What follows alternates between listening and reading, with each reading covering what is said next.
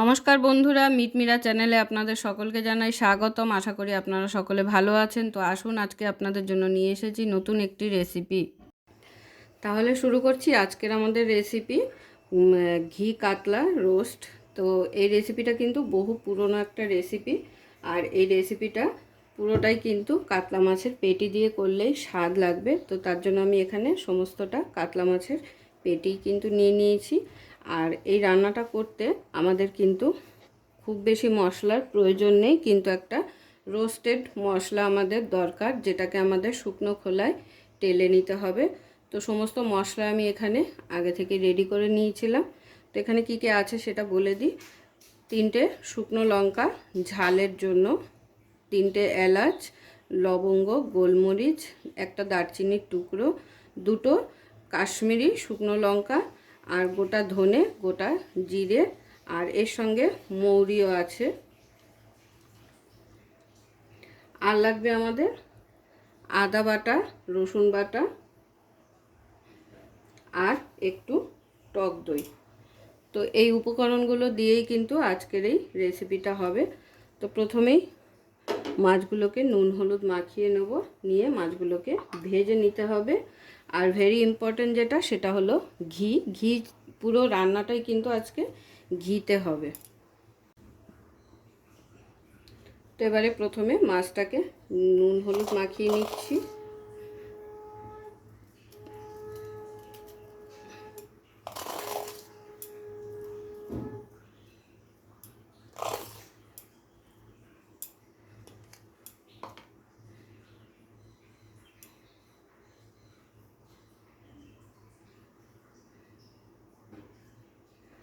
তো সমস্ত মাছে আমার নুন হলুদ মাখিয়ে নেওয়া হয়ে গেল। চলুন তাহলে এবার যাওয়া যাক রান্নাটায়। তো কড়াই এখানে বসিয়ে দিয়েছি। প্রথমেই মশলাটাকে ড্রাই রোস্ট করে নেব।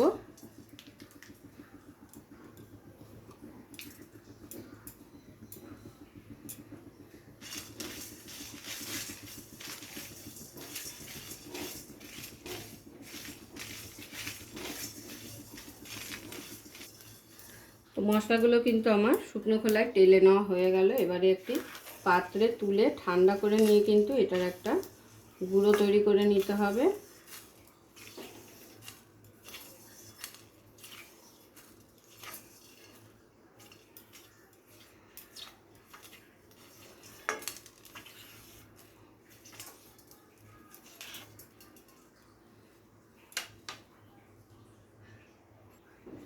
তো মশলা তো ভেজে নেওয়া হয়ে গেল। এবারে কড়াইতে দিয়ে দেব ঘি, আর ঘিয়ের মধ্যেই কিন্তু আমাদের মাছগুলোকে ভাজতে হবে।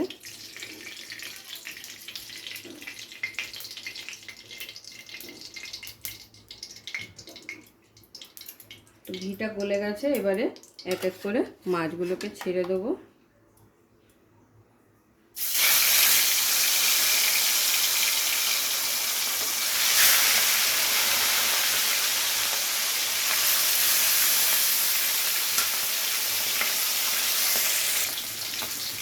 তো মাছগুলো কিন্তু খুব বেশি যে লাল করে ভাজতে হবে তা না, একটু হালকা লাল লাল ভাব হয়ে গেলেই কিন্তু মাছগুলো তুলে নিতে হবে।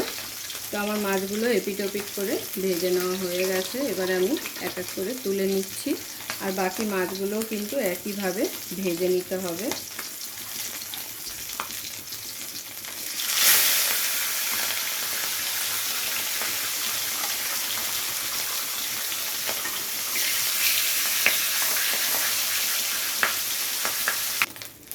তাহলে কিন্তু আমার সমস্ত মাছ ভেজে নেওয়া হয়ে গেল। এবারে এই কড়াইতে আবারও একটু ঘি অ্যাড করে নিচ্ছি।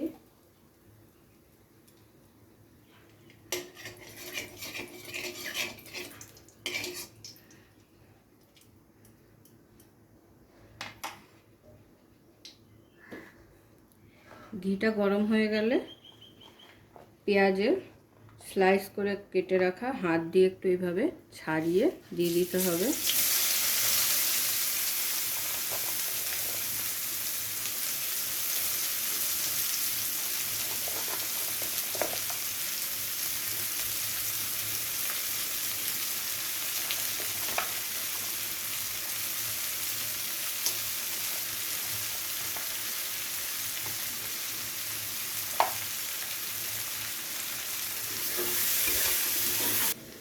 পেঁয়াজগুলো কিন্তু আমার বাদামি করে ভেজে নেওয়া হয়ে গেছে গোল্ডেন কালারে। তো দেখুন, দেখে আশা করি বুঝতেই পারছেন। তো এবারে এর মধ্যে অ্যাড করে দিতে হবে আদা আর রসুন বাটা।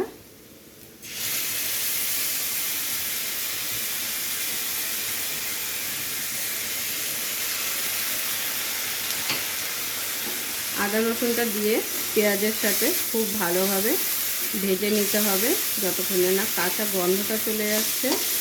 আর এই রান্নাটা কিন্তু খুবই ফেমাস একটা রান্না কর্ণাটকে। আর এই রান্নাটা করতে কিন্তু কাতলা মাছের পেটি ভালো লাগবে, গাদা নিলে কিন্তু একদমই ভালো লাগবে না খেতে, যেহেতু কাতলা মাছের মানে পেটিতে খুব স্বাদ থাকে, মাংসের মতন লাগে অনেকটা। এবারে আদা আর রসুনটাকে পেঁয়াজের সাথে খুব ভেজে নিতে হবে ভালো করে। আর এদিকে তেলে রাখা মশলাটা কিন্তু আমি অলরেডি গুঁড়ো করে নিয়েছি।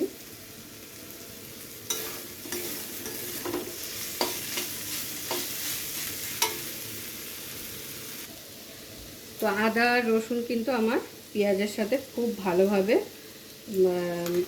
কষিয়ে নেওয়া হয়ে গেছে। এবারে এখানে দিয়ে দেবো এই গুঁড়ো মশলাটা, রোস্টেড মশলা, যেটা শুকনো খোলায় তেলে গুঁড়ো করে নিয়েছি। আর এই মশলাটাই কিন্তু এই রান্নাটার স্বাদটাকে পাল্টে দেয়। আর কিন্তু কোনো মশলা এখানে পড়ে না আলাদাভাবে।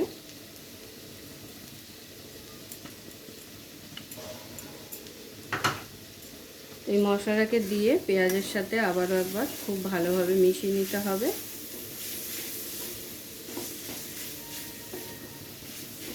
আর এই রান্নাটা কিন্তু সম্পূর্ণ হলুদ ছাড়াই হবে। মাছে কিন্তু একটু নুন হলুদ মাখিয়েছি, কিন্তু এই গ্রেভিতে কিন্তু কোনো রকম কোনো হলুদ পড়বে না আর লঙ্কা গুঁড়োও পড়বে না। এবারে দিয়ে দেবো ফেটিয়ে রাখা টক দই।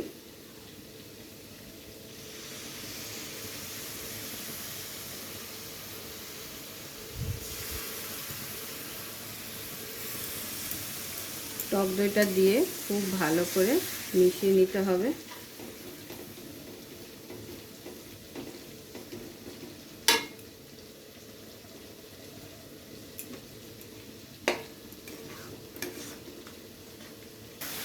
টক দইটাকে খুব ভালোভাবে মশলার সাথে মিশিয়ে নেওয়া হয়ে গেলে দিয়ে দিচ্ছি এখানে স্বাদ অনুযায়ী লবণ।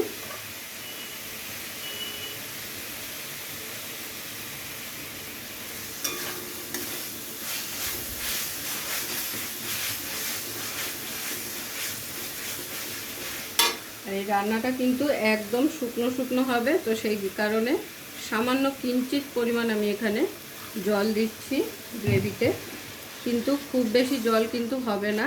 এই যে যেটুক জল দেখতেন দিয়েছি সেইটুকুই হবে, কারণ এটা একটু শুকনো শুকনো রোস্ট যাকে বলা হয় সেইভাবেই কিন্তু রান্নাটা করতে হবে। তো এবারে মাছগুলোকে এর মধ্যে কিন্তু দিয়ে দেবো।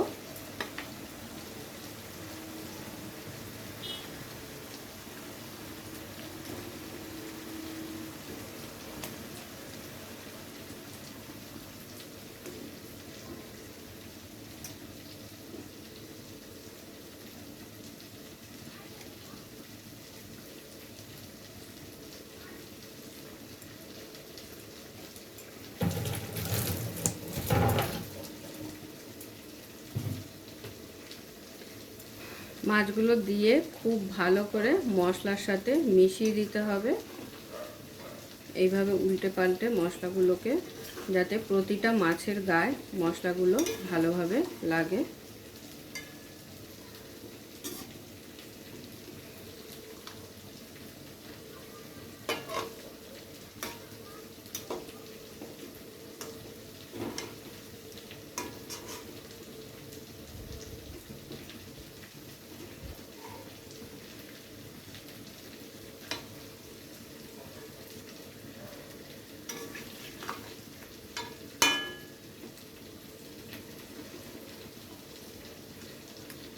আর এই সময় অবশ্যই গ্যাসের ফ্লেমটাকে লোতে রাখতে হবে, মাছটাকে একটু মশলার সাথে ফুটিয়ে নেওয়ার জন্য। তো দেখুন, এই যে মাছটা কিন্তু ঠিক এরকমই শুকনো শুকনো মানে রোস্টের মতো, রোস্ট যেরকম হয় সেরকমই হবে। তো এই মাছটা কিন্তু খুব বেশি ওই কারণেই জল দিলে চলবে না। এইভাবেই কিন্তু রান্নাটা টেস্টি হয় খেতে। আর এবারে নামানোর আগে আমার মাছগুলো কিন্তু হয়ে গেছে। তো এবারে নামানোর আগে ওপর থেকে আবারও একটু দিয়ে দেবো ঘি।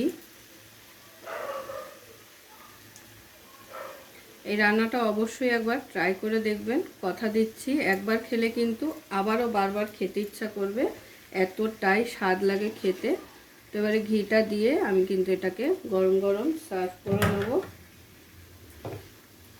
পুরো ভিডিওটা দেখার জন্য সকলকে অসংখ্য ধন্যবাদ। এরকম আরও নিত্য নতুন ভিডিও দেখার জন্য চ্যানেলটি অবশ্যই সাবস্ক্রাইব করে নেবেন আর পাশে থাকা বেল আইকনটি প্রেস করে নেবেন নতুন রেসিপির আপডেট পাওয়ার জন্য।